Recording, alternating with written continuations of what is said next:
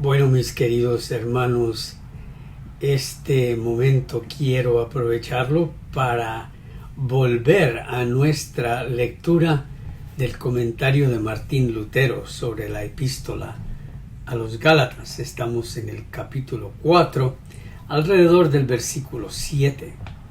Quiero nuevamente decirles muchas gracias por acceder a este canal, donde nos enfatizamos en la manera como Dios salva al pecador, que es por la sola fe en Jesucristo, teniendo en cuenta lo que nos dice el apóstol Pablo, que somos herederos por Cristo.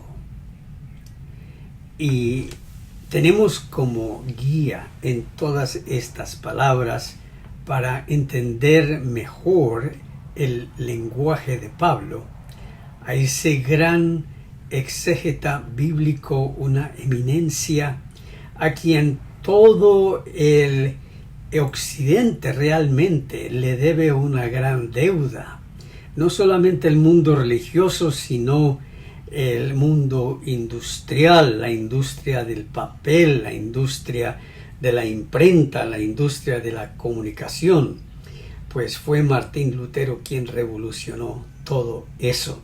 Así que fíjense ustedes también que mi voz está mejorando, no está 100%, pero muchas gracias por sus oraciones a favor de este siervo del Señor, esta vasija de barro que sí tiene sus fisuras, que el Señor, el gran alfarero, siempre ha tenido la gracia y la misericordia de parcharla y arreglarla para que pues allí pueda vaciar el oro del Evangelio, del cual no soy ni el más mínimo merecedor de que el Señor me haya dado esta obra, pero por su gracia Él es soberano y se impone a todas mis flaquezas y me da el gozo de hacerlo. De tal modo que nuevamente sí les agradezco por suscribirse a este canal, por darle el like, compartirlo con otras personas.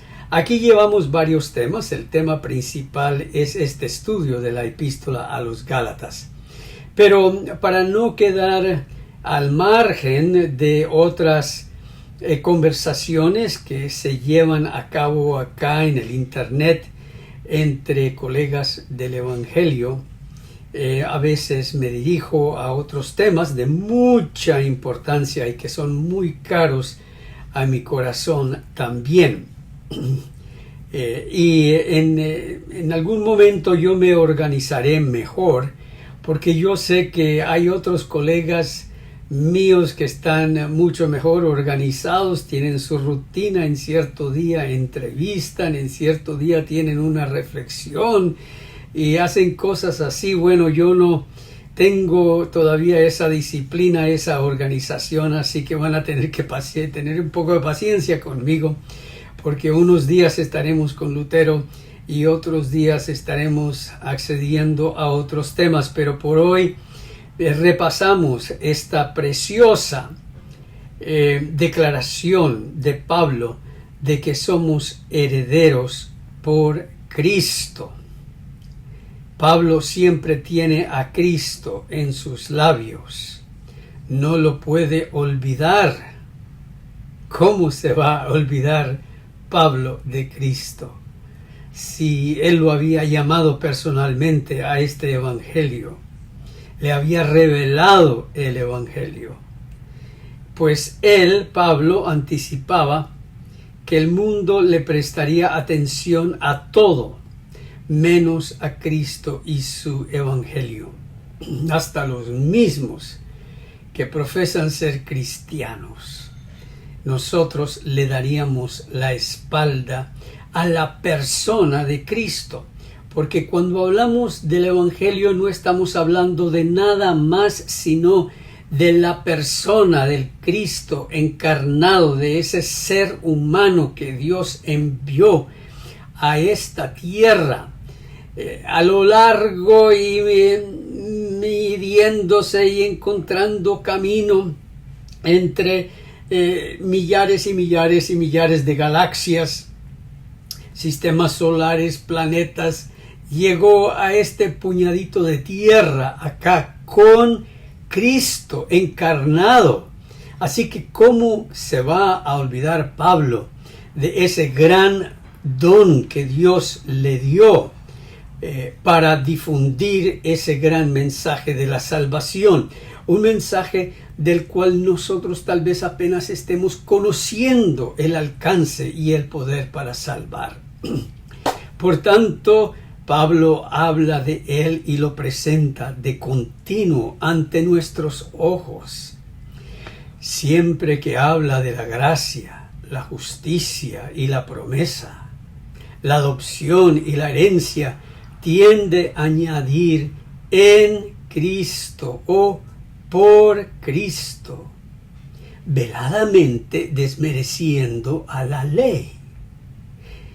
¿Qué quiere decir con esto? Es como si dijera, estas cosas no son nuestras, ni por la ley, ni por las obras de la ley, ni mucho menos por nuestra propia fuerza, ni por la tradición humana, sino por solo Cristo, dado a nosotros. Y aquí ustedes pueden ver este numerito 56, que corresponde a un pie de página que llegó a formar parte de esas 5 solas que Lutero repetía: sola escritura, sola gratia, sola fide, solum Christum. Es por eso que yo le presto atención a esto. El mensaje de Lutero llegó a reconocerse, no porque él lo quiso organizar así, sino porque esas eran sus frases sobresalientes para realzar la obra de Dios en Cristo para nuestra eterna salvación. En los versículos 8 y 9 nosotros tal vez podemos leer y escuchar la voz de algún monje joven que ahora estaba estudiando bajo la tutela de Lutero el Evangelio, ya no la doctrina romana de la salvación. Y tal vez leyendo él por primera vez las palabras de la Escritura en la versión Vulgata del latín, es decir, una traducción que ahora todo el pueblo que habla latín puede leer en un latín no clásico, no enredado, sino por eso se llama la Vulgata, un latín que el vulgo del pueblo podía leer y entender. De tal modo que aquí este joven sacerdote, en el ojo de la imaginación, lo podemos ver a la luz de esas lámparas, de esas antorchas allí en esa sala, y nosotros sentaditos en las bancas de atrás. Mas entonces, no conociendo a Dios, servíais a los que por naturaleza no son dioses. Él les está hablando aquí ahora a los que habían sido paganos en Galacia. ¡Qué futilidad, qué vanidad es servir a los que no son dioses por naturaleza! Es decir, no tienen nada de naturaleza divina. Entonces, ¿a quién está sirviendo? A nadie. Más ahora, queriendo decir ahora que han conocido el Evangelio, la gracia de Dios, el perdón de los pecados, conociendo a Dios, o más bien siendo conocidos por Dios, ¿cómo es que os volvéis de nuevo a los débiles y pobres rudimentos, a los cuales os queréis volver a esclavizar?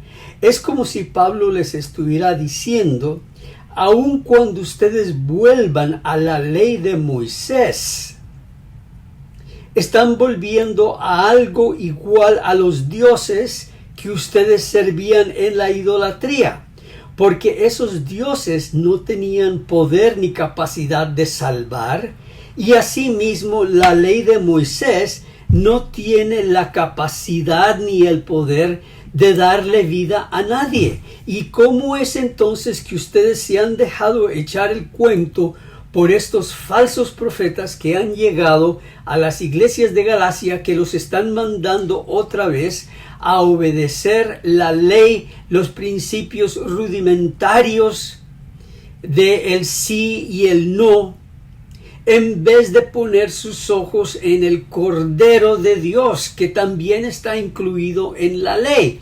Pero los Gálatas dejaban a un lado el Cordero de Dios para realzar el sábado, las comidas, las vestimentas, los rituales, y a eso llama pues Pablo los pobres rudimentos. Aquí Pablo concluye su contienda. De aquí en adelante, hasta el fin de la epístola, no tiene mucho más que disputar. Solo da ciertos preceptos tocantes al comportamiento. No obstante, reprocha a los Gálatas. Se siente muy dolido porque ellos súbita y fácilmente se despojaron de su doctrina divina y celestial. Es como si les hubiera dicho: sus nuevos maestros, estos falsos apóstoles, los llevarán nuevamente al cautiverio de la ley. Y dicho sea de paso, estos Gálatas, estos falsos apóstoles, se jactaban en que ellos recibían visiones y revelaciones especiales de Dios que invitaban y amonestaban al pueblo a volver a la ley. ¿A qué les recuerda eso? Pues a mí me recuerda de ese punto de referencia que en la cuna mía fue el adventismo del séptimo día, donde teníamos una profetisa que recibía visiones y revelaciones especiales, pero era para llevarnos nuevamente a la esclavitud de la ley. Dice Pablo: yo no hice así. En vez, por mi doctrina, los llamé de la oscuridad, de la ignorancia de Dios, a una maravillosa luz y conocimiento de Él. Yo les quité el yugo y los puse en la libertad de hijos de Dios. Es que nosotros no comprendemos lo que de veras es el alcance de la libertad que tenemos en Cristo. Es como si cada uno de nosotros nuevamente estuviera en esta tierra como un nuevo Adán, una nueva Eva, recién creados, para crear una tierra en armonía, en felicidad, en amor. ¿De qué manera? Yo no les prediqué las palabras de la ley ni los méritos de los hombres, sino la gracia y la justicia de Dios. Yo les entregué la dádiva de las bendiciones celestiales y eternas por causa de Cristo. Viendo que digo la verdad, ¿por qué abandonan tan pronto la luz y se volvieron hacia la oscuridad? Es que Pablo no puede creer lo que está pasando en esas queridas iglesias que él dejó establecidas en Galacia. ¿Cómo es posible que ahora ellos le están dando la espalda a la maravilla de la persona de Cristo por volverse a la ley y darle la cara a dos tablas de piedra? Así tan mañoso es el engaño de falsos maestros que los dirigen hacia la ley. Y para eso el enemigo les ayuda. Él es el cómplice número uno, porque el enemigo prefiere verlo a uno esclavizado en la ley que libre en el Evangelio de Cristo. Él no quiere que nosotros sepamos cuál es esa libertad que algunos toman por libertinaje y confunde a la gente diciendo, no, que es libertinaje. No es la libertad de la alabanza. Es la libertad de glorificar a Dios por tan grande salvación. Es la libertad de alabar, decir, agradecer cosas que nunca antes podíamos agradecer. Es tener el corazón abierto a la majestad de Dios, a conocerlo en su grandeza y estar allí enlazados a Él, no por fuerza, no por violencia, no por manipulación o intimidación, sino por ese precioso atractivo de la obra de Cristo, que se entregó totalmente a este puñadito de tierra lleno de estos pecadores. Tanto nos amó, Él no pudo rechazar su imagen en nosotros, ni en la María Magdalena, ni en el Judas Iscariote, ni en los fariseos. No, Él es el Dios que busca, y si tú le das la espalda, Él corre y se pone delante de ti. ¿Por qué permitieron que tan fácilmente los llevaran de la gracia hasta la ley y de la libertad hacia la esclavitud? Necesito tomar un poquito de agua, así que un momento. Gracias. Nuevamente podemos ver aquí, como he dicho antes, que caer de la fe es algo fácil, tal cual lo atestigua el ejemplo de los Gálatas. Lo mismo declara el ejemplo, ahora Lutero va a citar a la gente de sus días, de los sacramentarios, los anabaptistas y otros semejantes. Nosotros, por nuestra parte, exponemos esta doctrina de la fe, viajando constantemente, predicando, leyendo y escribiendo. Nosotros con claridad y pureza distinguimos entre el Evangelio y la ley, y aún así no ganamos mucho terreno, admite Lutero. Esto viene del diablo, quien anda merodeando con todas las sutilezas posibles para seducir a los hombres y encerrarlos en el error. No puede tolerar la existencia del verdadero conocimiento de la gracia y de la fe en Cristo. Por lo tanto, para quitar a Cristo totalmente de la vista y el corazón, pone ante los hombres ciertos espectáculos con los cuales engaña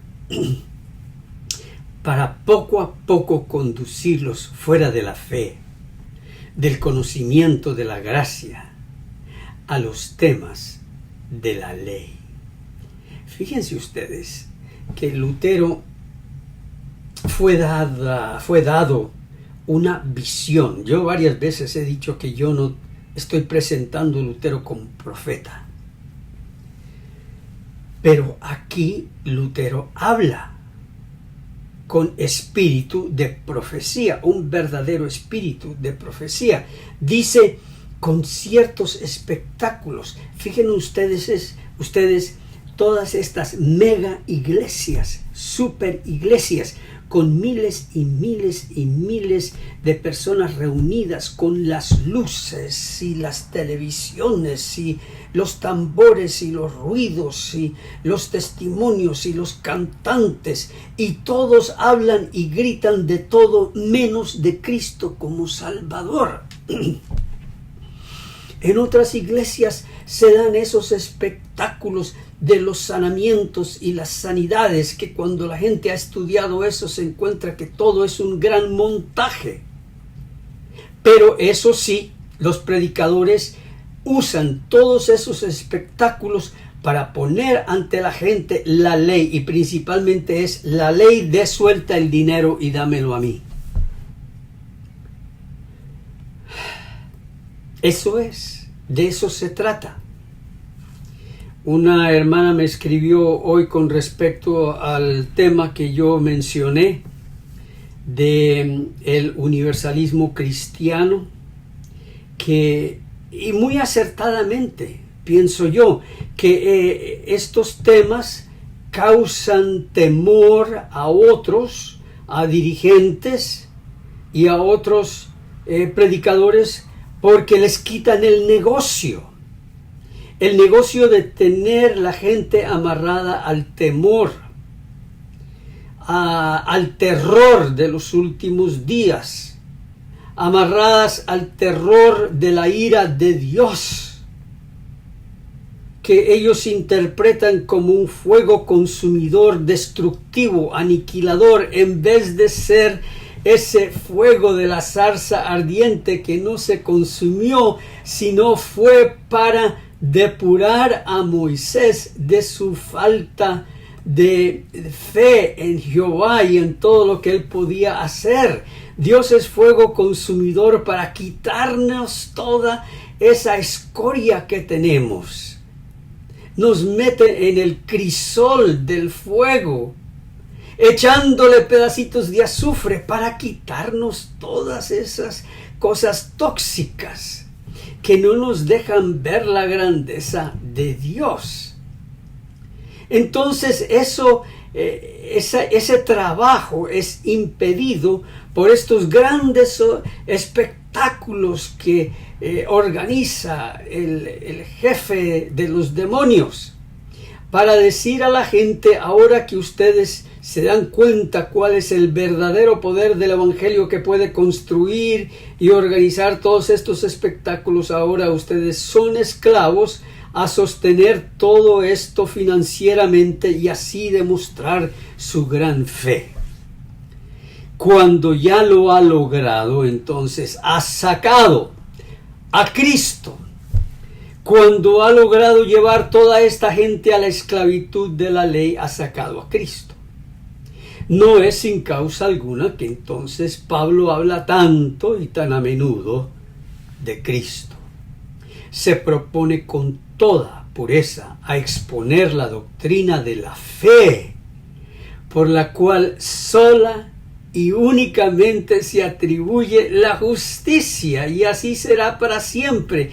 Esa justicia de Cristo siempre será el atractivo para el pecador, de que tú y yo somos justos, no por ningún merecimiento u obra de la ley que nosotros hagamos, o limpieza externa o eterna, sino solo por el decreto gratuito de Dios a nosotros, indignos pecadores, que por el puro amor de Dios Él nos dice: te he justificado porque has creído en mi Hijo Jesucristo, y si no crees hoy, creerás mañana.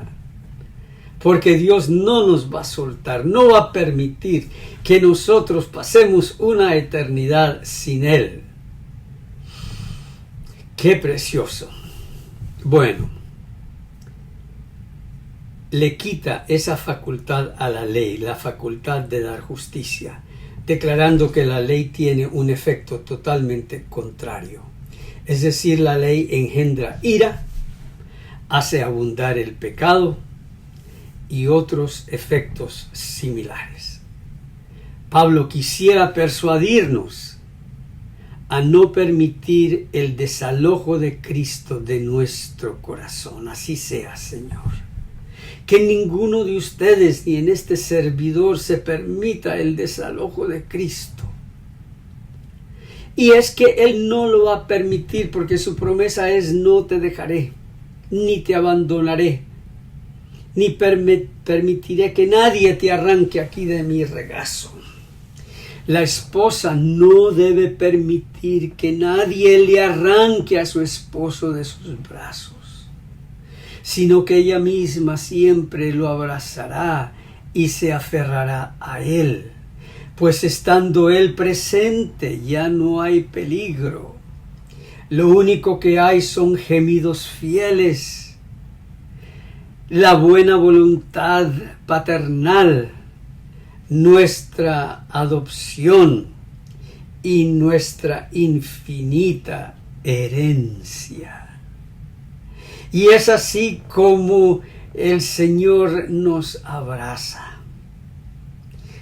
Él solo quiere nuestro cariño, nuestra fidelidad, porque Él sabe que solo por su gracia y empapados de su misericordia podemos ser felices, no importa las tragedias y los problemas que nos mande el enemigo aquí en esta tierra.